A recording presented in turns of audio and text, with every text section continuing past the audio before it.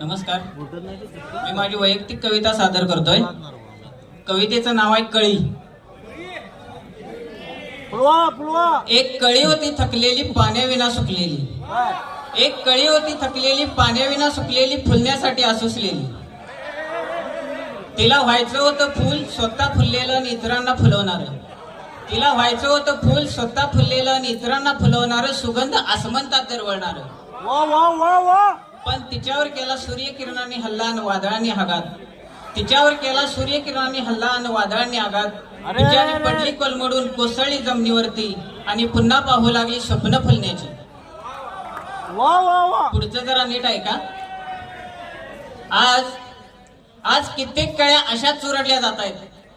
आज कित्येक कळ्या अशाच चुरडल्या जात आहेत आपल्याच माणसांच्या विकृत मानसिकतेखाली. राख रांगोळी होते स्वप्नांची त्यांच्या.